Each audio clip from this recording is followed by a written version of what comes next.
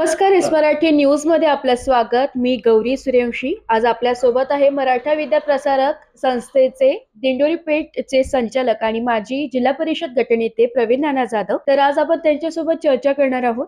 प्रथमतः सर, आपलं S Marathi news channel मध्ये खूप खूप स्वागत। धन्यवाद। मी पण एस मराठी न्यूज चॅनलच्या सर्व परिवाराचे या ठिकाणी माझ्या मोवाडी गावामध्ये स्वागत करतो। एस मराठी न्यूजचे मुख्य संपादक आदरणीय सुनीलजी जाधव, कार्यकारी संपादक संतोषजी कतार सर, सहसंपादक प्रसाद देशमुख, आपण स्वतः गौरी सूर्यवंशी, या सर्वांना मी या दीपावलीच्या शुभेच्छा पण देतो आणि तुमचं या ठिकाणी पुन्हा एकदा स्वागत करतो। येत्या रविवारी 26 तारखेला होत असलेल्या आपल्या दुसऱ्या वर्धापन दिनाला आमच्या सर्व परिवाराच्या वतीने, आमच्या सर्वांच्या वतीने, माझ्या शिवसेना पक्षाच्या वतीने तुम्हाला सर्वांना भावी वाटचाली शुभेच्छा देतो आणि आपले सर्वांचे या ठिकाणी धन्यवाद मानतो। साहेब, माझा पहिला प्रश्न असा आहे की आपल्या कुटुंबाची पार्श्वभूमी आणि आपल्यावर झालेले बालपणीचे प्रभाव कोणते? माझ्या कुटुंबाची पार्श्वभूमी म्हणजे जो फोटोवरती आहे ते माझे वडील आहे आणि माझ्या वडिलांचं राजकीय, सामाजिक आणि शैक्षणिक, सांस्कृतिक या सर्व क्षेत्रामध्ये पूर्वीपासून काम होतं। माझे आजोबा असतील किंवा माझ्या घरातील असंख्य माझे 5 आजोबा असतील, या सर्वांचे संस्कार माझ्या वडिलांचे मित्रपरिवार गावातील असतील सर्व, त्या ठिकाणी अनेक समाजाचे विविध घटक माझ्या वडिलांसोबत होते, तालुक्यातून होते, जिल्ह्यातून होते। त्यामध्ये कैलासवासी खासदार विठ्ठलराव हांडे साहेब असतील, त्यानंतर कैलासवासी आमदार शंकरराव पोटिंदे आमचे मोवाडीचेच ते होते आणि त्याचबरोबर या ठिकाणी या गावामध्ये वारकरी संप्रदायाचे मुरलीधर आबा जाधव, हरिभक्त परायण वामन काका जाधव आणि कैलासवासी कोराट्याचे बिभीषण अण्णा कदम, अकराळ्याचे बाबूराव गाडे, कैलासवासी दौलतराव गायकवाड, कैलासवासी कारभारी पाटील, कैलासवासी रामभाऊ डोकळे, कैलासवासी बाजीराव कावळे, कैलासवासी हरिभाऊ महाले, कैलासवासी कचरूभाऊ राऊत, कैलासवासी दिनकरराव थोरात, कैलासवासी भास्करराव गटकळ, असे असंख्य जे माझ्या वडिलांसोबत या समाजाचं नेतृत्व करत होते, तळागाळापर्यंत पोहोचत होते। त्यामध्ये आज अनेक लोक आज पण मला पाठिंबा किंवा माझ्या पाठीमागे भक्कम उभे, त्यामध्ये आदरणीय संपतरावजी घडवजी, आदरणीय ॲडव्होकेट भास्कररावजी गटकळ, भास्कररावजी पवार, कोराटाचे प्रगती शेतकरी बाळासाहेब गायकवाड, बाळासाहेब कदम, अशोकरावजी गायकवाड, असे असंख्य जे काही आज पण सामाजिक जीवनामध्ये, आणि यांचं सर्वांचं काम बघून आणि बालपणापासून या ठिकाणी अनेक लोकांचा वावर असायचा आणि एक आमचं घर म्हणजे तत्वज्ञानाचं विद्यापीठ होतं। पुरोगामी विचारसरणीचे माझे वडील होते आणि त्यातून मग आम्ही या ठिकाणी अनेक गोष्टी या शिकलो। माझे वडील मराठा विद्या प्रसारक संस्थेमध्ये साधारण 31 वर्ष संचालक होते। कर्मवीर रावसाहेब थोरातांचा वारसा घेऊन ते पुढे चालत होते आणि तीच प्रेरणा घेऊन मी पण या ठिकाणी वाटचाल करत आहे। आज माझ्या संस्थेचे सरचिटणीस आदरणीय नितीनभाऊ ठाकरे असतील किंवा असे असंख्य माझे सहकारी असतील, माझे मित्र असतील, बालपणाचे मित्र असतील, वर्गमित्र असतील किंवा माझ्या गावातील सर्व, माझं गाव असेल, या सर्वांची प्रेरणा मला नेहमी मिळते आणि त्यामुळे बालपणापासून सामाजिक कार्याची विविध क्षेत्रात काम करण्याची मला आवड होती आणि ती आवड निर्माण होत असताना समाजाचं आपण काहीतरी देणं लागतो या भावनेतूनच नेहमी मी या ठिकाणी बघत आलेलो आहे आणि म्हणून बालपण ते आत्तापर्यंतचा प्रवास हा असा सर्व रंजक, सुख दुःखात आणि अनेक अडचणींना सामना करत येत आतापर्यंत आलेलो आहे। वडील कादवा कारखान्याचे 22 वर्ष संचालक होते, त्या ठिकाणी त्यांनी जडणघडणीमध्ये काम केलं, ते पण मी बालपणापासून बघितलं। मराठा विद्या प्रसारक संस्थेचं काम मी बालपणापासून बघितलंय आणि या ठिकाणी विकास सोसायटी असेल, ग्रामपंचायत असेल, लोकांचे फार प्रश्न असायचे, बस चालू होत नव्हत्या, त्या बस चालू करण्यासाठी आंदोलन असेल, गावागावामध्ये लाईट आणण्याचं काम मी बघायचो, वाघाड कॅनल सारखं काम वडील आणि त्यांचे सर्व सहकारी करत होते, ते बालपणापासून मी बघितलं। शेतकऱ्यांचे प्रश्न बघितले, पाऊस पडल्यानंतर रस्ते बंद व्हायचे, ते कसे चालू करण्यासाठी धडपड असायची, ते सर्व बघितले। दुष्काळाचं चाऊल त्याच्यासाठी संघर्ष बघितला, जनावरांच्या चाऱ्यासाठी संघर्ष बघितला, शेतीचा संघर्ष हा अगदी प्रत्येक माणसाचा जवळून बघितला, कौटुंबिक संघर्ष हे बघितले. आणि म्हणून असं रंजक आणि चांगला अनुभव या ठिकाणी मला माझ्या जीवनामध्ये मिळालेला आहे. आणि तीच शिदोरी, तेच सर्व तत्वज्ञानाचं विद्यापीठ या सर्वांनी मिळून मला त्या ठिकाणी पाजलेलं आहे. आणि त्यातून मी आजपर्यंत माझा असा प्रवास या ठिकाणी झालेला आहे. माझा पुढला प्रश्न असा होता की पायाभूत सुविधांमध्ये जसं की शिक्षण, रस्ते यामध्ये तुम्ही गावासाठी काय काय विकास कामे केली, कोणत्या सुविधा उपलब्ध करून दिल्या? मला या ठिकाणी 2009 पासून या गावाने ग्रामपालिकेची जबाबदारी दिली. मी सर्वप्रथम ग्रामपालिकेचा सदस्य म्हणून या ठिकाणी कामाला सुरुवात केली. हे माझे जे काही सहकारी हे त्यावेळेस बरोबर होते. आणि इथून सुरुवात केल्यानंतर या गावामध्ये रस्ते नव्हते, पिण्याच्या पाण्याची व्यवस्था नव्हती, स्मशानभूमीसुद्धा नव्हती, दशकाविधी शेड नव्हतं, शिक्षणाचे एक पण अंगणवाडी या गावामध्ये नव्हते. शिक्षणाच्या बाबत म्हणाल तर प्राथमिक शाळेची अवस्था वाईट होती. आणि अशा वेळेस लोकांनी विचार करून मला त्या ठिकाणी काम करण्याची संधी दिली. आता आपण बघूया, हा जो रस्ता आहे हा मी जवळजवळ तिसरी वेळ आहे या 15 वर्षामध्ये चांगल्या प्रकारे मजबूतीकरण केलेलं आहे. आणि याचं काम हे मी HL सारख्या CSR निधीमधून आमच्या सर्व सहकाऱ्यांच्या संपर्कातून या ठिकाणी काम केलेलं आहे. आणि मग पायाभूत सुविधांमध्ये आपण ज्या बाजूला गटारी बघतो, या गटारींच्या मध्ये पिण्याच्या पाण्याचे गुडघे एवढे खड्डे होते. इथून चालत असताना गुडघे एवढा गाळ या ठिकाणी असायचा. आणि मग अशा परिस्थितीमध्ये गावात संपूर्ण बंदिस्त गटारी की ज्या पुढच्या 100 वर्ष करावा लागणार नाही, अशा प्रकारच्या गटारी या गावामध्ये मी बनवलेल्या आहे. आणि मग अशा प्रकारचं पायाभूत सुविधांमध्ये या गावामध्ये अनेक व्यवस्था या ठिकाणी करून ठेवलेल्या आहे. आज जर समोर जर बघितलं तर हे जे मंदिर आहे हे सर्व शासनाच्या योजनांमधून ग्रामपंचायतीच्या सहकार्याने आणि गावातील काही नागरिकांनी खाजगी जागा देऊन आणि हे एवढं मोठं मंदिर या ठिकाणी बांधलेलं आहे. त्या ठिकाणी एक अभ्यासिका आहे. आपण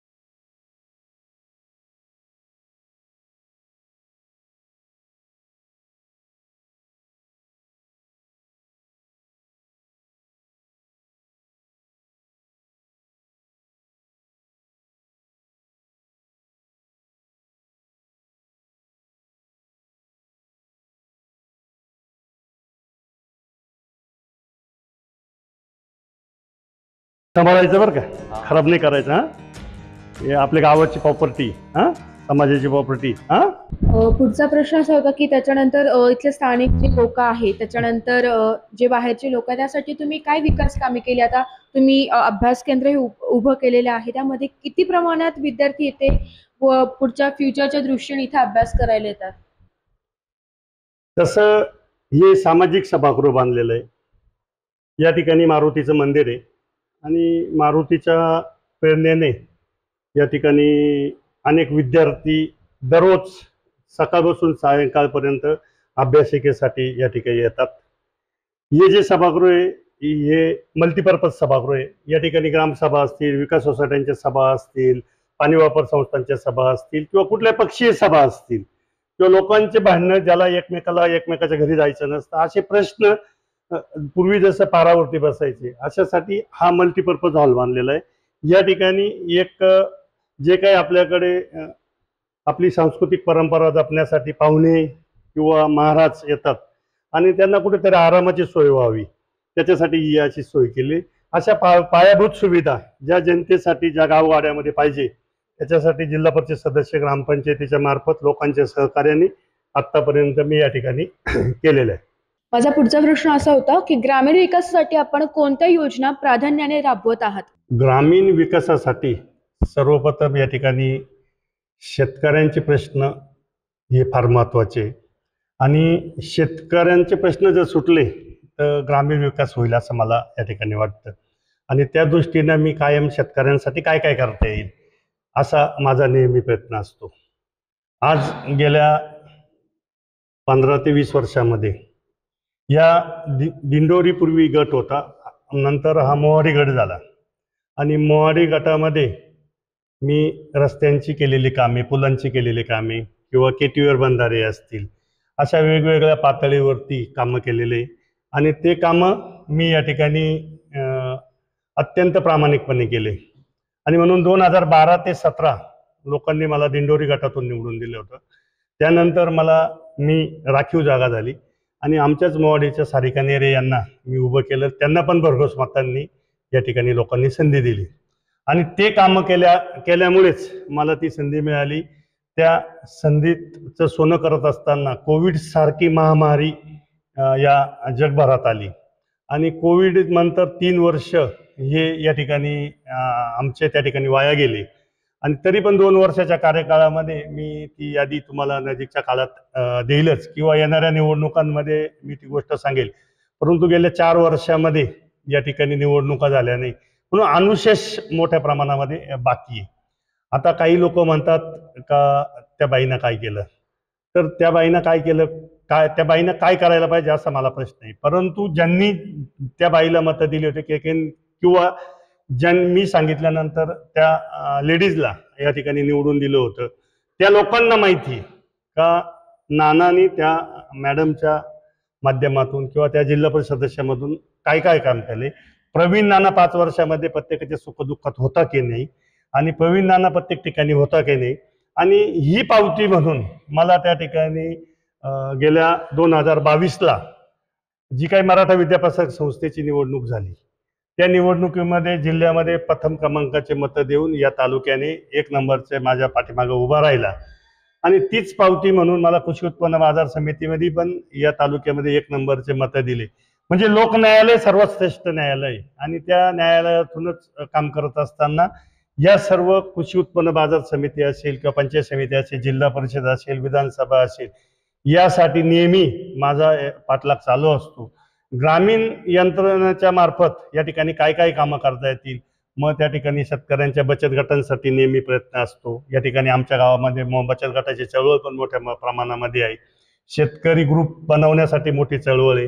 त्यानंतर सहकारी सोसायटी या गावाने 5 गावांची आमची सहकारी सोसायटी, ती जिल्ह्यामध्ये 3च सोसायट्या जिवंत आहे आज, की वसुली 100%. त्यामध्ये माझ्या सोसायटीचा मला अभिमान वाटतो की 1 नंबरची सोसायटी आज या ठिकाणी आहे. आणि असं काम करत असताना लोक सहभाग कसा या कामांमध्ये राहील यासाठी नेहमी प्रयत्न असतो. आणि मग HL सारख्या कंपनीकडून CSR असेल किंवा सह्याद्रीच्या मार्फत CSR असेल, याचा पाठलाग करून बंधारे असतील किंवा वेगवेगळ्या प्रकारचे सोलर लाईट असतील किंवा वेगवेगळ्या प्रकारच्या शेतकऱ्यांना मदती असतील, द्राक्ष शेतीसाठी काय काय करता येईल, भाजीपाला शेतीसाठी काय काय करता येईल, असे शेतकऱ्यांचे प्रश्न नेहमी त्या ठिकाणी पुढे जाऊन घेत असतो, करत असतो. रस्त्यांचे मोठ्या प्रमाणामध्ये मी रस्ते केलेले आणि ते लोकन्यायालयात त्यांनी त्या रस्त्यांचं किंवा ते केलेल्या कामाचं चीज मला आतापर्यंत मिळालेलं आहे. त्याच्यामुळे मी त्याबद्दल जास्त काही सांगू शकत नाही. आज निवडणुकीचा काळ आहे आणि या निवडणुकीच्या काळात योगायोगाने तुम्ही माझी मुलाखत घ्यायला आली ना, माझ्यावरती काही जण आरोप करतात की मागील 5 वर्षामध्ये काहीच काम झालं नाही आणि मला तुमच्यामुळे आज ती संधी मिळालेली मांडण्याला, म्हणून मी तुमचे धन्यवाद मानतो की ज्या लोकांनी स्वतःचं घर बांधलं नाही, समाजासाठी काहीच केलं नाही आणि त्यांनी स्वतःचं आत्मपरीक्षण करावं आणि दुसऱ्यावर आरोप करताना आपण काय, आपली लायकी काय, आपण कुठं आहोत आणि मग आपण आरोप करतो. आता माझ्यासारख्यांनी मोदी साहेबांवरती बोलणं किंवा माझ्यासारख्यांनी शरद पवारांवरती बोलणं किंवा माझ्यासारख्यांनी उद्धव ठाकरेंवरती बोलणं, म्हणजे मी माझी लायकी ओळखून मी कमीत कमी बोललो पाहिजे असं मला वाटतं. का ज्यांनी समाजाचं काही देणं घेणं नाही. काही लोक असं आहे का नाशिकला राहतात आणि या ठिकाणी येऊन ग्रामीण भागाचं वातावरण खराब करतात, म्हणजे चुकीच्या पद्धतीनं या ठिकाणी वावरलं जातं. लोकांचा समज असा आहे का लोकप्रतिनिधी हा 10व्या-13व्यात आला पाहिजे, परंतु माझं म्हणणं असं आहे की लोकप्रतिनिधी त्या सभागृहात गेला पाहिजे आमदार आणि खासदार जर असतील तर त्यांनी इकडे 10वा 13वा लग्न करण्यापेक्षा का ते दहाव्याला नाही आले म्हणजे कावळा शिवणार नाही असं काही नाही, ते लग्नात आले नाही म्हणजे मुलं होणार नाही असं काही नाही. त्यांना लोकशाहीमध्ये निवडून कशासाठी दिलेलं आहे तर त्यांनी त्या सभागृहामध्ये जाऊन शेतकऱ्यांचे प्रश्न, कामगारांचे प्रश्न, पीडितांचे प्रश्न त्या सभागृहामध्ये सोडवणं. मग तो कुठलाही लोकप्रतिनिधी असो, तो ग्रामपंचायत सदस्य असो, सरपंच असो, पंचायत समिती सदस्य असो, जिल्हा परिषद सदस्य असो, आमदार असो, खासदार असो, मंत्री असो, आणि ते जर ह्या ठिकाणी हे लग्न आणि ते करत बसते ते लोकांचे प्रश्न सोडवायचे कोणी. आणि म्हणून हे बिनबुडाचे आरोप करणारे की या ठिकाणी कोणी दिसत नाही लोकप्रतिनिधी, मी त्याच्या विरोधात आहे. माझे स्पष्ट मत आहे की लोकप्रतिनिधींनी लोकांनी ज्याच्यासाठी निवडून दिलेलं आहे ते काम करावे. शोभेचे काम वाढदिवस करणे किंवा खोट्या प्रतिष्ठेसाठी ते पद नसावे, पदे हे जनतेच्या कल्याणासाठी असावे ह्या मताचा मी आहे. आणि म्हणून पायाभूत सुविधा आज आपण म्हणतोय, जग कुठे चाललं, जग आज कुठल्या भूमिकेत आहे आणि आपण कुठल्या भूमिकेत आहे. तर आपल्या समाजामध्ये जे काही असे चुकीचे लोक की ज्यांचा समाजाशी काही संबंध नसतो, निवडणुका आल्या काही शिदिड वळवळ करतात, हे समाजाला जनतेला चुकीच्या भूलथापा देतात. तर मला संधी तुमच्यामुळे मिळाली, मी तुमचा धन्यवाद मानतो की माझा हा विचार पण तुम्ही या मुलाखतीत ठेवावा. आणि मी तुमच्या कार्यकारी संपादकांना, सहसंपादकांना विनंती करेन की ही गोष्ट ती कडवट जरी असेल परंतु विचार म्हणून त्या ठिकाणी गेला पाहिजे. आमदारांनी, खासदारांनी कमीत कमी सभागृहातच गेलं पाहिजे, जनतेचे प्रश्न सोडवले पाहिजे. आणि जनतेला पण मी या निमित्ताने विनंती करतो की कार्यकर्त्यांना पण विनंती करतो की नेत्याला लग्नामध्ये 10व्याला 13व्याला वर्ष साध्याला घरभरणीला वाढदिवसाला न बोलावता आपल्या नेत्याला चांगलं काम करण्यासाठी त्या सभागृहात पाठवा. तिथले प्रश्न त्या सभागृहात मोठमोठाले अभ्यासिक आहेत ते वाचून कायदे, अजून कायद्यांमध्ये बदल करणं गरजेचं आहे. या ठिकाणी शेतीला बळकटीकरण द्यायचं असेल तर आपल्या आमदारांना आणि खासदारांनी त्या सभागृहात जाऊन पूर्ण वेळ जर काम केलं तर शेतीचा प्रश्न आज जे काही आत्महत्या होतात त्या अशा प्रकारे कायमस्वरूपी जर सोडवायच्या जर असतील तर सक्षम लोकप्रतिनिधी त्या सभागृहात गेले पाहिजेत, अभ्यासू लोक त्या सभागृहामध्ये गेले पाहिजे.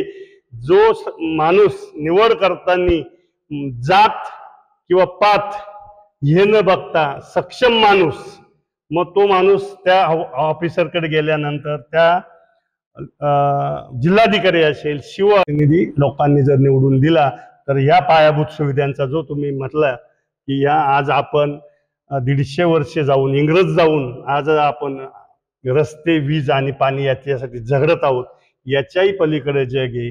जग फार पुढे गेलेलं आहे.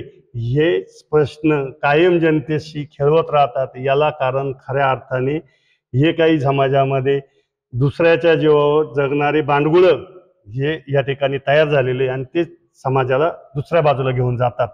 तर म्हणून पायाभूत सुविधा सोडवण्यासाठी अभ्यासू नेतृत्व असणं गरजेचं आहे असं मला वाटतं.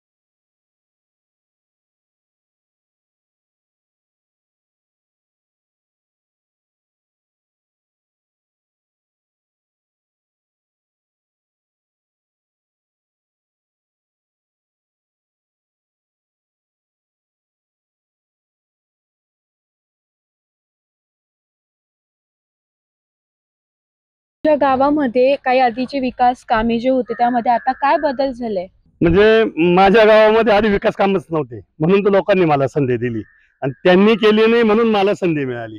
तर पहिलं संधी अशी मिळाली की बघा या ठिकाणी आपण उभे आहोत, जिल्ह्यामध्ये कुठे जर गेलं तर दसका विधी या ठिकाणी होतो. दसका विधीचं हे आम्ही आता बनवले, 100% झालेलं नाहीये, याचं 50%च काम आधी अजून झालेलं आहे. परंतु या ठिकाणी लोकांना बसण्याची व्यवस्था असेल, पलीकडे त्या ठिकाणी जेवणाची व्यवस्था असेल किंवा पूजेची व्यवस्था असेल किंवा आपल्या हिंदू संस्कृतीमध्ये केस काढावं लागतं त्याची व्यवस्था असेल, स्वयंपाकघर असेल, अशा विविध प्रकारच्या या ठिकाणी लोक टॉयलेट म्हणून याचा उपयोग करत होते. या ठिकाणी आपण उभं सुद्धा राहू शकत नव्हतो, अशी परिस्थिती या ठिकाणी होती. आज याला असं रूप आलेलं आहे, मंदिरासारखं हे झालेलं आहे. आणि असे विकास कामं मी तुम्हाला दाखवतोय. चला आपण पलीकडे एक सभागृह आहे, जे काही मल्टीपर्पज सभागृह आहे, त्याचा तुम्हाला लेखाजोखा बघा. हे जे सभागृह आहे या ठिकाणी सुरुवात केली, हे विविध निधींमधून ग्रामपंचायतचे निधी असतील, जिल्हा परिषदचे असतील, मुद्रांक शुल्क असेल की जो मिळत नव्हता तो या ठिकाणी 5 लाख करून 25-15 असेल, किंवा कृषीच्या योजना असतील, बाजार ओटे असतील, अशा वेगवेगळ्या योजनांमधून या ठिकाणी हे सभागृह मी या ठिकाणी बनवलेले. हे सभागृह जर तुम्ही बघितलं तर या ठिकाणी रात्रीच्या लग्नासाठी, रात्रीच्या कार्यक्रमांसाठी मी सोय उपलब्ध करून दिलेले. आणि याचे फक्त एक अत्यंत थोड्याफार पैशांमध्ये साफसफाईचे फक्त पैसे या ठिकाणी आम्ही घेतले जातात. आजपर्यंत जर 13-14ला हे सभागृह मी या ठिकाणी सुरू केलं ग्रामपंचायतीमार्फत. एक आकडा सांगतो मॅडम, या ठिकाणी वर्ष श्राद्धाचे कार्यक्रम जवळजवळ 450 झाले आज रेकॉर्डवरती. 13 एवढ्या वर्षात दशक्रिया विधी 13 पासून तर आतापर्यंत जेवणाचा कार्यक्रम या ठिकाणी 750 झाले. आणि आजपर्यंत 385 लग्न झाले, 165 वाढदिवस झाले. आणि शालेय आणि अशा परिसरातील कार्यक्रम जवळजवळ 176 झाले. 66 ग्रामसभा या ठिकाणी गावाने घेतल्या. संस्था आणि इतर मीटिंग, कृषी कार्यक्रम म्हणजे आदरणीय कृषी मंत्री दादासाहेब भुसे हे पण या कार्यक्रमाला आले होते. असे 55 कार्यक्रम झाले. सार्वजनिक उपक्रमातील कार्यक्रम हे 35 या ठिकाणी आतापर्यंत झाले. असे 2102 कार्यक्रम आतापर्यंत या ठिकाणी झाले. आणि 2102 कार्यक्रमांमध्ये फक्त साफसफाईचाच खर्च आम्ही आतापर्यंत घेतला. हे जनतेच्या पैशातून उभं राहिलेले. आणि जर या 2102 कार्यक्रमांचा जर बाहेरचा खर्च जर बघितला तर एका कार्यक्रमाचा साधारण 1 लाख रुपये खर्च येतो. गोरगरिबाचं लग्न असेल तर बाहेर 2 ते 3 लाख रुपये लागतात. आणि मग तुम्हीच हिशोब करा या ठिकाणी किती पैसे लोकांचे वाचले असतील. आणि जर 2102 कार्यक्रम जाऊन जर बाहेर करायचे, या ठिकाणी प्रत्येक माणूस गावातला किंवा या पंचकोशेतल्या 14 गावातल्या लोकांचे या ठिकाणी कार्यक्रम होतात. दुसऱ्या गटातले लोक पण येऊन कार्यक्रम करतात. जेव्हा जेव्हा खाली असतील तर आम्ही कोणाला पण या ठिकाणी, देशातला कुठलाही नागरिक असतो तो या ठिकाणचे कार्यक्रम करत असतो. आणि मग आमच्याच गावाचा जर हिशोब बघितला, साधारण 300 लग्न 400 लग्न जर या ठिकाणी झालेले तर गावातले 1000 लोक त्या लग्नाला असतात. 1000 लोक. आणि 1000 लोक जर नाशिक किंवा शहराच्या ठिकाणी गेले तर प्रत्येक माणसाचा 200 रुपये पेट्रोलचा खर्च जरी पकडला तर 1000 लोकांचे 2 लाख रुपये होतात. आणि जर 400 जर लग्न झाले तर 4 दुने 8 म्हणजे जवळजवळ किती पैसे ते तुम्हीच विचार करा. आणि म्हणून सार्वजनिक एखादी वास्तू जर उभी राहिली तर ती जनमानसाच्या कल्याणासाठी किती प्रमाणात फायदेशीर असते. म्हणून दूरदृष्टी असलेले सर्व माझे ग्रामपंचायतीचे सरपंच असतील, माझे सदस्य असतील, या सर्वांनी या ठिकाणी रात्रंदिवस कष्ट केले. आज पण आमचे सर्व सदस्य या ठिकाणी मंदिराऐवजी या ठिकाणी येतात. स्मशानभूमी असेल, दशकविधी शेड असेल, साफसफाई आहे किंवा नाही, या सर्व सुविधा या ठिकाणी कार्यक्रम असताना घंटागाडी, पिण्याच्या पाण्याची व्यवस्था वापरायची, बाथरूम स्वच्छ करायचे. आणि 5 ते 10 हजार रुपयात ते सर्व 11,000 पेक्षा जास्त आतापर्यंत आम्ही पैसे घेतलेले. आणि एवढं मोठं बघा काम, हे माझ्या, तुम्ही पायाभूत सुविधा जे काय विचारला तर पायाभूत सुविधामधील हा सर्वात महत्त्वाचा घटक आहे. आणि हे असे कामं मी माझ्या जीवनामध्ये केलेले. याची प्रेरणा माझ्या गावातली सर्व वडीलधारे असतील, माझ्या सर्व भगिनी असतील, माझे सर्व सहकारी असतील, या सर्वांच्या प्रेरणेमुळे हे आतापर्यंत हे कामं असे झालेले. माझा पुढचा प्रश्न असा होता की मराठा विद्या प्रसारक संस्थेच्या कार्यात आपण कसे सहभागी झालात आणि तुम्ही काय उपाययोजना केल्या, अजून योजना बाकी तुमच्या त्या संदर्भात? मराठा विद्या प्रसारक संस्थेच्या कार्यामध्ये मी घरी पण तुम्हाला तेच सांगितलं की कर्मवीर रावसाहेब थोरातांच्या विचाराचा वारसा घेऊन माझे वडील या ठिकाणी 31 वर्ष मराठा विद्या प्रसारक संस्थेमध्ये संचालक म्हणून काम करत होते. बालपणापासून विद्यार्थी, शिक्षक, पालक यांचं घरी येणं जाणं होतं. आणि ही वडिलांची त्यांच्याबद्दल सहानुभूती होती किंवा वडिलांना त्यांच्यावरती प्रेम होतं. आणि हे मी बालपणापासून बघत होतो. आणि म्हणून शैक्षणिक कार्यामध्ये या ठिकाणी नकळत त्या पाठीमागे मी आलो. आणि ते पाठीमागे येत असताना या ठिकाणी काम करणारे कर्मवीरराव साहेब थोरात असतील, कर्मवीर विठ्ठलराव हांडे असतील, कर्मवीर वसंतरावजी पवार असतील, कर्मवीर दुलाजी नाना असतील, कर्मवीर DS आयर असतील, कर्मवीर प्रतापदादा असतील, किंवा असंख्य असे सर्व कर्मवीर त्यामध्ये कर्मवीर बाबूरावजी ठाकरे असतील, की हे सर्व जणांचं काम मी जवळून बघितलं.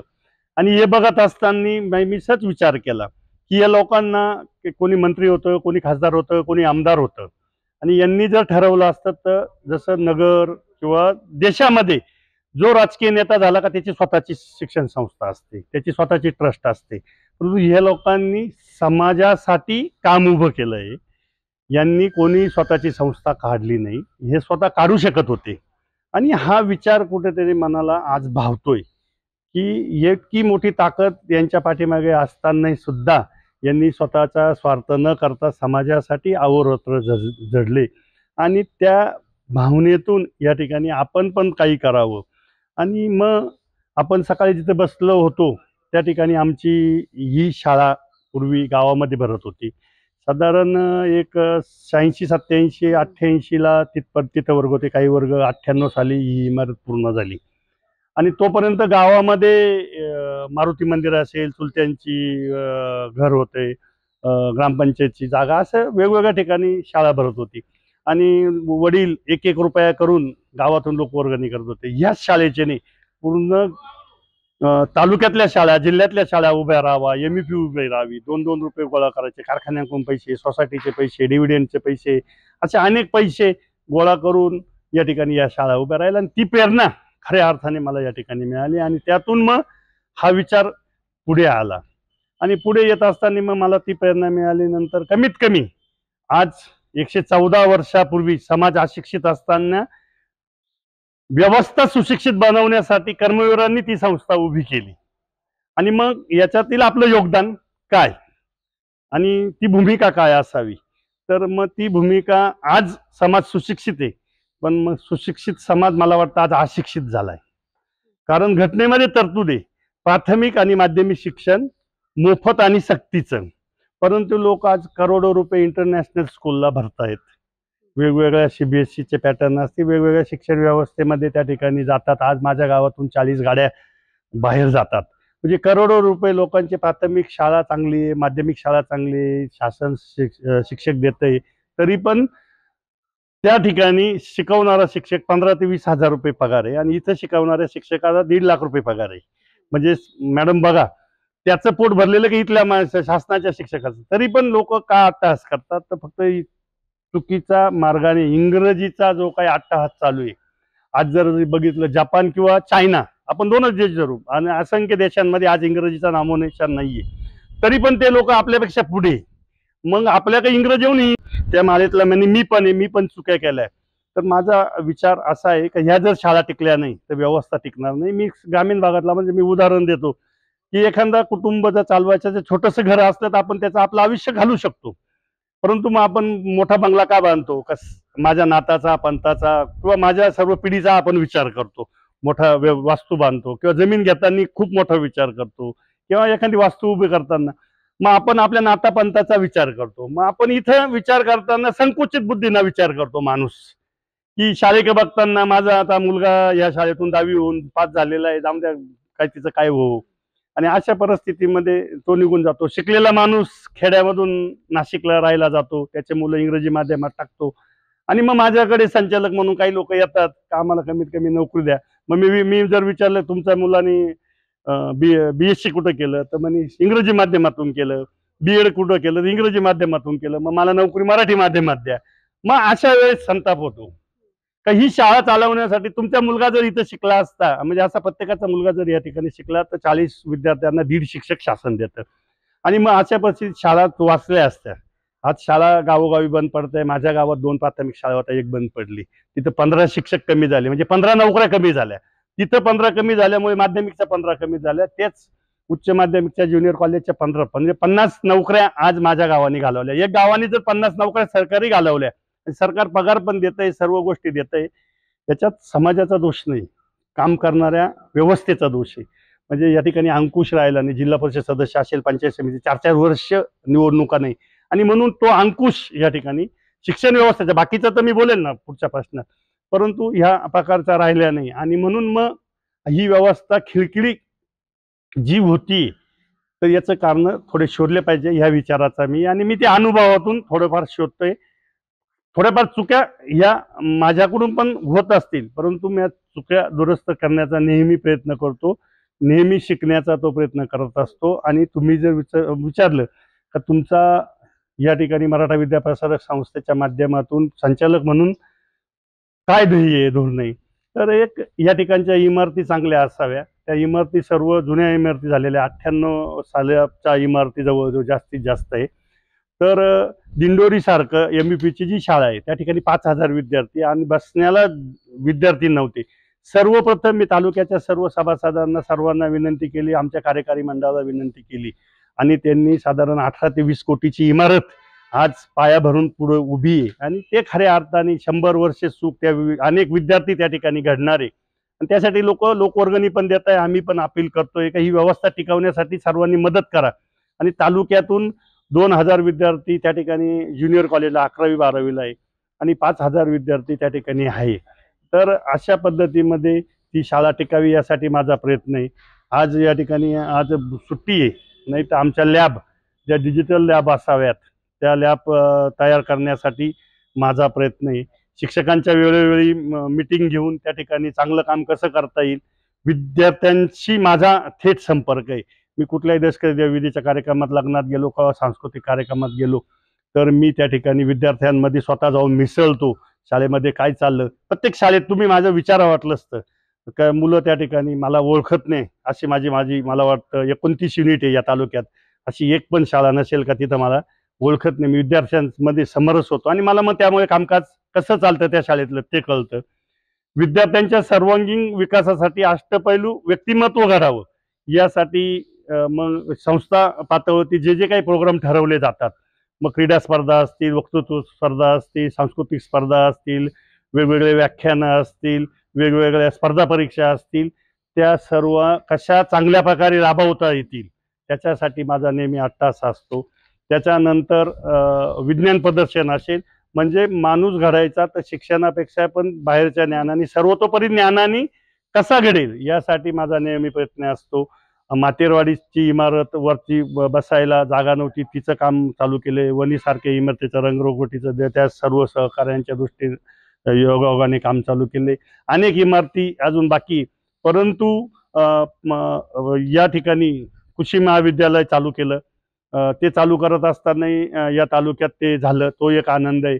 परंतु त्या आनंदाबरोबर 40 कोटी देणं त्या कृषी महाविद्यालयाचं होतं. ते आमच्या सर्व संचालक मंडळाने जवळजवळ 37 कोटी मागील कार्यकारिणी मंजूर करून ठेवलेलं ते पण देणं या ठिकाणी दिलं. आणि डिजिटल लॅब लोकवर्गणीतून कशा उभ्या राहतील, डिजिटल बोर्ड कसे उभे राहतील, शिक्षणाच्या दृष्टीनं आज दत्तक पालक म्हणून शिक्षकांनी एक मुलगा पालक दत्तक घ्यावा अशी योजना मी चालू करतोय. त्याच्यासाठी माझा प्रयत्न आहे. एक पेड माँ के नाम ही जी काही शासनाची थीम होती, तर ते थीम चांगल्या प्रकारे राबवली गेली नाही, पण मी त्याच्यासाठी अजून प्रयत्न, शासनाच्या विविध योजना आहे त्या कशा मिळतील विद्यार्थ्यांना, विद्यार्थिनींना, त्याच्यासाठी प्रयत्न आहे. असे अनेक काम आहे. ते काम करत असताना मला तर वाटतं नवीन काही करण्यापेक्षा आहे ती व्यवस्था चांगली राहील याच्यासाठी प्रयत्न केला पाहिजे. आमच्या इथं आमच्या वडिलांच्या आणि गावाच्या सहकार्याने 100 एकर जागा दिलेली आहे संस्थेला. त्या 100 एकर जागेमध्ये काही करता येईल का त्याच्यासाठी प्रयत्न चालू आहे. आणि वेगवेगळे कार्यकारिणी जे निर्णय घेतली सर्व आमचे संचालक मंडळ, त्यांचे फॉलोअप म्हणजे त्यांनी राबवलेले धोरण तळागाळाच्या माणसापर्यंत कसं पोहोचेल याच्यासाठी नेहमी प्रयत्न असतो. असे विविध प्रकारचं कामं या ठिकाणी करण्याचा प्रामाणिकपणे रात्रंदिवस मी प्रयत्न करत आहे. आणि त्याचे उत्तर हे लोकन्याय नजीकच्या काळात मला वेगवेगळ्या निवडणुकांमध्ये देत आहे. माझा पुढचा प्रश्न असा होता की तुम्ही आरोग्य संबंधित काय विकास कामे केली, उपाययोजना केल्या? मॅडम, आरोग्याबाबत तसं भरपूर कामं केले. या ठिकाणी जिल्हा परिषद सदस्य असताना जी काही संधी मिळाली त्यावेळेस ह्या आरोग्य केंद्राला आनंदीबाई जोशी पुरस्कार 3 वेळा माझ्या कार्यकाळात मिळालेला आहे. या ठिकाणी भरपूर सुविधा मी उपलब्ध करून दिलेल्या आहे. औषधांची व्यवस्था नव्हती, ॲम्ब्युलन्स 2 वेळा ॲम्ब्युलन्स या ठिकाणी आणून दिल्या. मी कॅमेरामॅनला विनंती करेल का समोर ती एक इमारत बघा, 2.5 ते 3 कोटी इमारत ही आरोग्यासाठीच मी जिल्हा परिषदच्या माध्यमातून उभी केलेली आहे. आणि शेजारी जे नवीन काम चालू आहे HLच्या CSR निधीमधून, मी कॅमेरामॅनला परत विनंती करेल की ते पण 3 कोटीची नवीन इमारत या ठिकाणी चालू आहे. इमारती होत राहतील, परंतु या ठिकाणी असणाऱ्या पेशंटला ज्या सुविधा पाहिजे, आमचं जे काही या ठिकाणी कामकाज चालतं, मग मानव विकासचे कॅम्प असतील किंवा इतर कार्यक्रम असतील, या ठिकाणच्या OPD आज पण बघा, आज पण या ठिकाणी वर्दळ सामान्य माणसाची या ठिकाणी चालू आहे. तुम्ही मी कॅमेरामॅनला आतमध्ये या, की औषधांचं दालन या ठिकाणी आमचं बघा. हे सर्व जर बघितलं तर तो जो काही आनंदबाई गौरव पुरस्कार समोर आहे, वैद्यकीय अधिकारी यांच्याशी माझे संबंध असतील किंवा या ठिकाणी रात्री सणाच्या दिवशी पण रात्री मी या ठिकाणी आलो होतो आणि सामान्य माणसाला कसं या ठिकाणी ट्रीटमेंट मिळेल. आज लॅब बघा, या ठिकाणी सर्व ही समोर आमची लॅब आहे. एकदम सर्व प्रकारच्या टेस्ट या ठिकाणी चांगल्या प्रकारे कशा केल्या जातील. हे औषधाचं भांडार आहे. त्या औषधाचं भांडार बघा आमचं कसं आहे. आज औषधं या ठिकाणी असतील तर यावरती नेहमी लक्ष असतं. म्हणजे औषधांचं भांडार असेल आमचं, पुढे जाऊन तुम्हाला इतर व्यवस्था, पुरुष वाढ या ठिकाणी नव्हता, तर त्या पुरुष वाढसाठी आम्ही नेहमी प्राधान्याने विचार करून पाठीमागे पुरुष वाढ तयार केला. आणि एक आमचं ऑपरेशन थिएटर जर बघितलं तर इथली स्वच्छता, ही जुनी झालेली इमारत आहे, 30-35 वर्षाची इमारत आहे, ही चांगली. हा एक स्वतंत्र हिरकणी कक्ष का तो वेगवेगळ्या. आणि करोना काळात या ठिकाणी नेहमी मी रात्रंदिवस काम केलं. 3 वर्षे करोनाचे फार मोठ्या प्रमाणाने गेले. तर आमचं जे काही ऑपरेशन थिएटर आहे, हे बघा, हे बघा, डिलिव्हरी रूम, याची परिस्थिती बघा. आणि एक खासगी हॉस्पिटलला लाजवे असं आमचं या ठिकाणी कामकाज आहे. तुम्ही जर बघितलं आणि त्यातील तज्ञांनी जर येऊन बघितलं ये, तर आज याची परिस्थिती बघा. सर्व म्हणजे हे सर्व माझ्या कार्यकाळामध्ये मी प्रामाणिकपणे डॉक्टरांच्या सहकार्याने त्यांना ज्या ज्या सुखसोयी असतील हे या ठिकाणी प्राथमिक उपचार म्हणून एक चांगल्या प्रकारचं काम करण्याचा नेहमी प्रयत्न केलेला आहे. आणि त्याचाच भाग म्हणून आमची 1 वर्षामध्ये HLच्या CSR मधून आमचे ग्रामपंचायत सदस्य असतील, आम्ही सर्व असो, या सर्वांच्या सहकार्याने 2.5 ते 3 कोटीची इमारत, भव्य इमारत उभी राहते. नर्सिंग परिचारिका केंद्र जे 2.5-3 कोटी रुपयाचे एका या ठिकाणी ज्या नर्सिंग येतील त्यांचा फायदा या ठिकाणी होईल. मराठा विद्याप्रसारक संस्थेचे जे काही नर्सिंग कॉलेज आणि प्राथमिक आरोग्य यांचं टायअप या ठिकाणी आहे, त्या पण नर्सिंगच्या विद्यार्थ्यांनी या ठिकाणी येतात.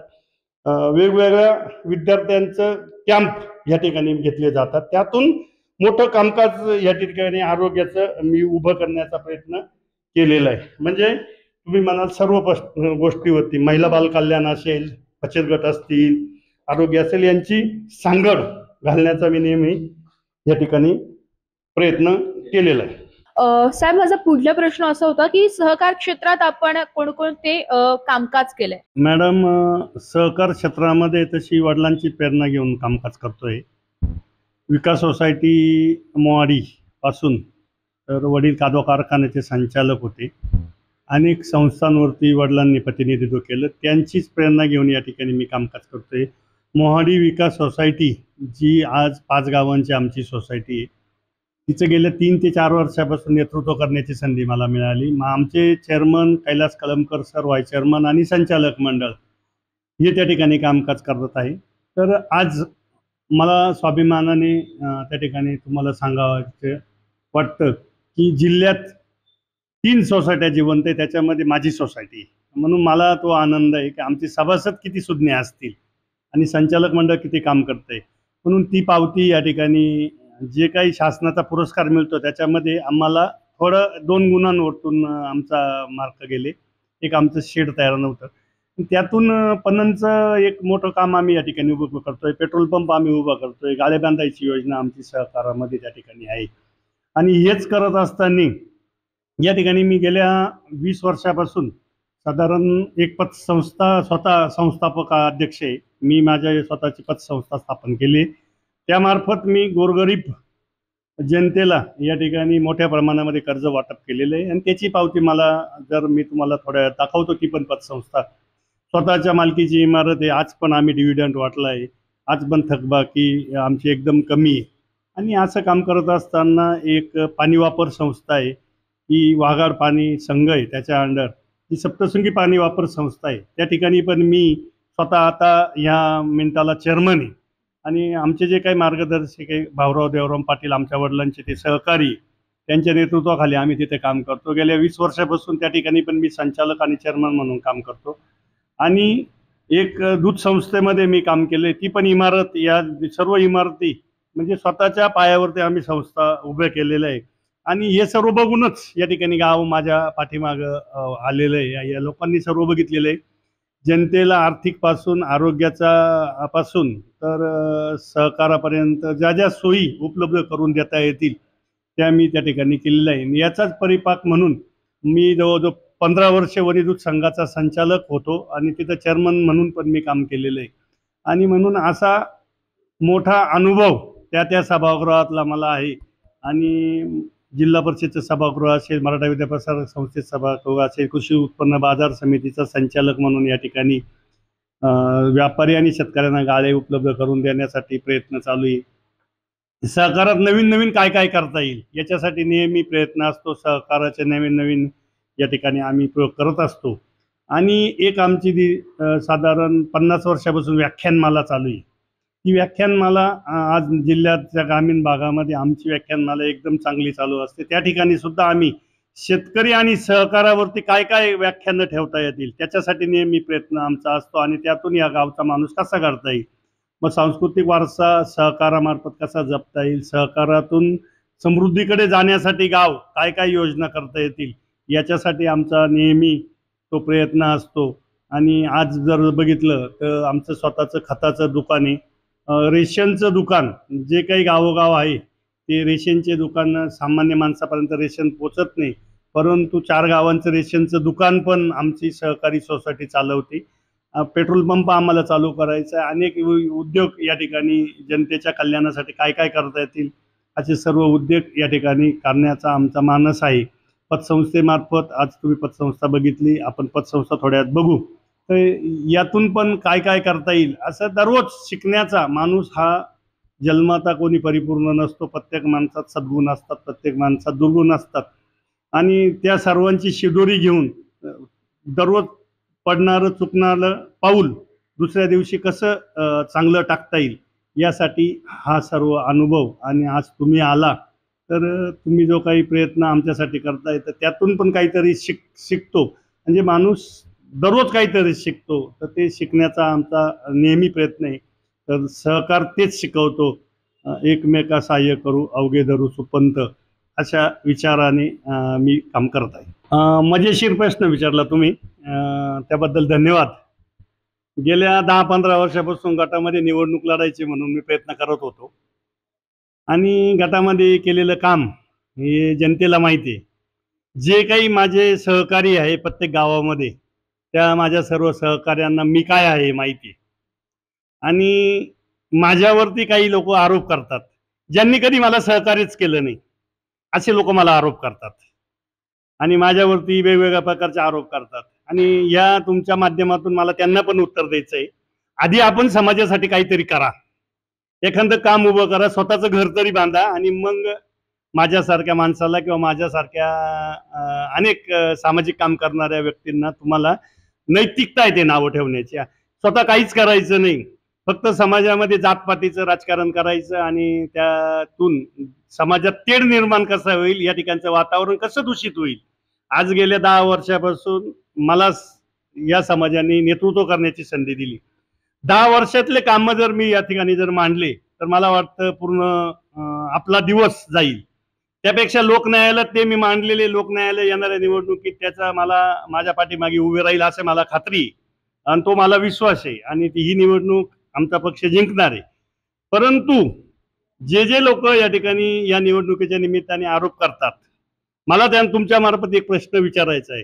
गेल्या 10 वर्षामध्ये फक्त माझ्या नेतृत्वाखाली जिल्हा परिषद निवडणुका लढल्या, परंतु जिंकत गेल्यापासून या जिल्हा परिषद गटाचं ज्यांनी ज्यांनी नेतृत्व केलं त्यांनी काय दिवे लावले आधी ते तपासा आणि मग माझ्या 10 वर्षाची जी कारकीर्द आहे ती तपासा.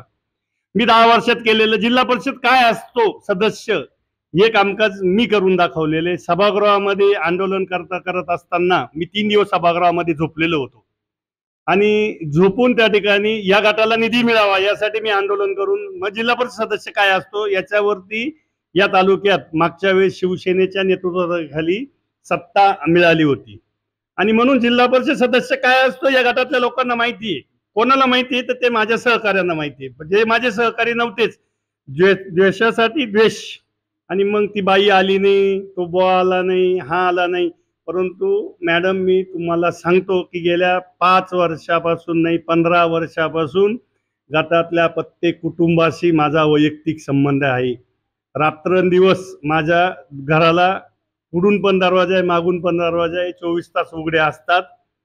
मी प्रत्येक माणसाच्या उंबऱ्यापर्यंत जातो, प्रत्येकाच्या सुखादुःखात जातो. या ठिकाणचे प्रश्न सोडवण्याचा मी प्रामाणिकपणे प्रयत्न केलेला आहे. 3 वर्षे करोनाचे आणि 4 वर्षे या ठिकाणी राज्य सरकारने निवडणुका नाही घेतल्या, याच्यावरती कोणीही भाष्य करत नाही.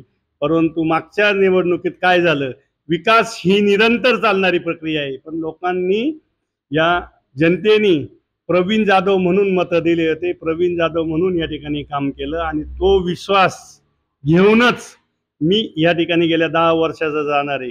मी माझ्या विरोधकांना एक सांगतो की एक रेष मी ओढलेली, ते दररोज ती रेष पुसण्याचा प्रयत्न करतात.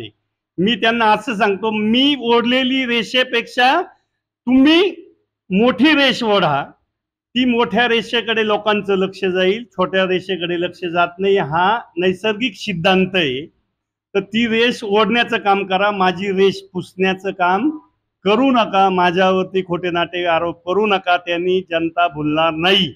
आणि मी काय केलं हे निवडणुकीचं व्यासपीठ आहे, त्या ठिकाणी मी दाखवून देईल.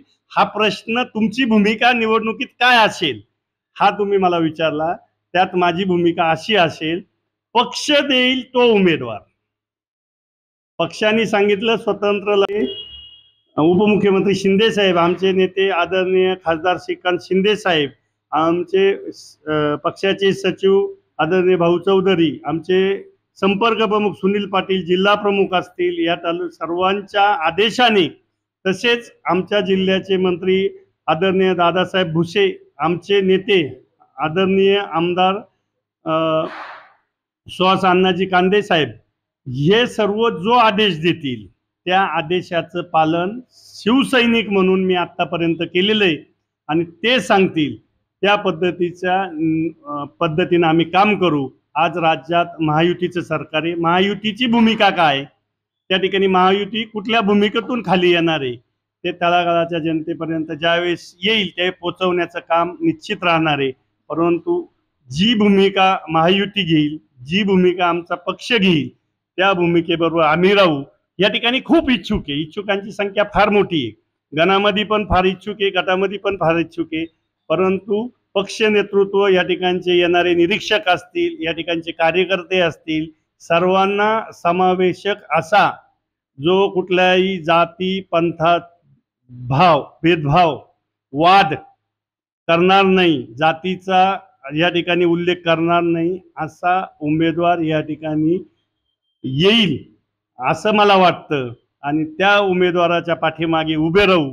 आमची तुलना अशी असते, समोरचा उमेदवार कुठला आहे आणि आमचा उमेदवार कुठला आहे. आमचा उमेदवार त्या सभागृहात गेल्यानंतर लोकांचे प्रश्न मांडले पाहिजे, मंत्रालयापर्यंत स्वतः उमेदवार गेला पाहिजे, कलेक्टर साहेबांपर्यंत गेला पाहिजे, शिवणपर्यंत तो स्वतः उमेदवार गेला पाहिजे. त्याला त्या सर्व प्रक्रियेतली माहिती असावी. असा उमेदवार जनतेने निवडून द्यावा, का जो अभ्यासू असतो तो उमेदवार या ठिकाणी आमच्याकडे पक्ष अशा पद्धतीने बघतो ज्याचं सामाजिक योगदान किती आहे, जो तळागाळाच्या माणसापर्यंत नेहमी असतो का, ज्यांनी वेगवेगळ्या आंदोलनांमध्ये भाग घेतला आहे का, ज्यांनी तालुका पातळीवरती कोर्ट असेल, तहसील असेल, पंचायत समिती असेल, जिल्हा परिषद असेल, या ठिकाणचा त्याला अभ्यास आहे का. ज्याच्यावरती आरोप भ्रष्टाचाराचे प्रत्येक माणसावरती होतात. म्हणजे मी शेतकरी आहे, मी पाणी चोरलं, मी लाईट चोरली, माझ्यावरती आरोप होतो. मी जिल्हा परिषदमध्ये असे प्रत्येक शिक्षक या जगात कोणावरती आरोप, सीतेला सुद्धा लोकांनी सोडलं नाही तेव्हा. परंतु आमच्याकडे असा उमेदवार येईल, आमचा पक्ष आदरणीय शिंदे साहेबांच्या नेतृत्वाखाली, का त्याच्यावरती कुठल्याही प्रकारचा डाग नसेल असे उमेदवार आमच्याकडे आहे. आणि त्या उमेदवाराचा आम्ही प्रचार करू. महायुतीत असे उमेदवार आहे असं मला वाटतं. आणि असे उमेदवार आमच्याकडे येतील आणि ती आमची प्रामाणिक भूमिका असेल खरी, की पक्षाने दिलेला उमेदवार निवडून आणू. आम्ही स्वतःसाठी निवडणुकीची तयारी केली होती, ती पूर्ण या ठिकाणी झालेली आणि मी दररोज करतो. निवडणुका येत असतात, तो डावपेच असतो त्या ठिकाणी, पण त्याच्यातून चांगलं करण्याचा कामाचा या ठिकाणी नेहमी प्रयत्न असतो. परंतु काही या ठिकाणी भांडगुळ असे जन्माला आलेले का द्वेषाचं राजकारण या ठिकाणी उकळतात या गटामध्ये. असं नाही, काहींना सवय दिवसभर कामाला जायचं, कुठेतरी नाशिकला राहायचं आणि या ठिकाणी येऊन काड्या करायच्या आणि लोकांना वेगळ्या प्रकारे वातावरण तयार करायचं. काही जातीचं घाण राजकारण या ठिकाणी पेरतात. त्याचं कारण सांगतो. माझं गाव 12 बलुतेदारांचं 18 पगड जातींचं गाव आहे. सर्व समाजाचे लोक आम्ही गुण्यागोविंदाने राहतो. 20-22 वर्षापासून या गावाने माझ्यावरती विश्वास ठेवलेला आहे. इथल्या लोकांना माहिती आहे कोण जातीवादी आणि कोण कसा, आणि ह्या भूमिका आम्ही लोकांपर्यंत घेऊन जाणार आहे. लोकांपर्यंत लोकप्रतिनिधी कसा असावा ही भूमिका. शेवटी त्या सभागृहात मी सभागृहात काम केले, मला माहिती आहे सभागृहात प्रश्न मांडले तर लोकांचे सुटले जातात. त्या ठिकाणी अभ्यास करून ते सोडवले पाहिजे. ज्याला वारसा आहे, जो वारसा घेऊन जातो तो माणूस त्या ठिकाणी होतो. म्हणून वारसा असलेला माणूस असेल त्या ठिकाणी, त्याला सर्व प्रकारचं ज्ञान असेल, असे अनेक ते आम्ही पक्षाला सांगणार असे लोकांना त्या ठिकाणी आपण द्या, अशी आमची भूमिका, माझी भूमिका वैयक्तिक असेल आणि मी त्याच्यासाठी प्रयत्न करेल. आणि शेवटी महायुतीचा जो उमेदवार येईल त्याचं आम्ही ताकदीने काम करू. नक्कीच साहेब. तर तुम्ही एवढा अमूल्य वेळ आम्हाला दिला, आमच्यासोबत चर्चा केली आणि तुम्हाला पुढच्या भावी वाटचालीसाठी आमच्या एस मराठी न्यूज तर्फे खूप खूप शुभेच्छा. धन्यवाद. आपण पण आला आपल्या सोबत, येस मराठीच्या टीम सोबत चांगला वेळ घालवायला मिळाला. मी केलेले कामं, मला त्याची उजळणी, मला ते आठवत नव्हते इतके कामं केलेले. अंगणवाडीपासून शिक्षण, आरोग्य, सर्व क्षेत्रात काम केले. तो अनुभव म्हणजे मी पुस्तक पण लिहू शकतो, एवढे कामं मी या ठिकाणी केलेले. आणि ते त्याची उजळणी मला ते आठवावं लागतील परत, त्याची उजळणी तुम्ही घेतली आणि म्हणून त्याबद्दल तुमचे सर्वांचे या ठिकाणी आभार मानतो. परत एकदा तुमच्या येणाऱ्या वर्धापन दिनाला मी माझ्या मोहाडी गावाच्या वतीने, आमच्या शिवसेना पक्षाच्या वतीने, मोहाडी जिल्हा परिषद गटाच्या वतीने आणि या ठिकाणी आमच्या सरपंच, उपसरपंच, ग्रामपंचायत सदस्य, चेअरमन आणि त्यांचे सर्व सदस्य या सर्वांच्या वतीने आपल्याला शुभेच्छा देतो. थांबतो. जय हिंद, जय महाराष्ट्र. धन्यवाद.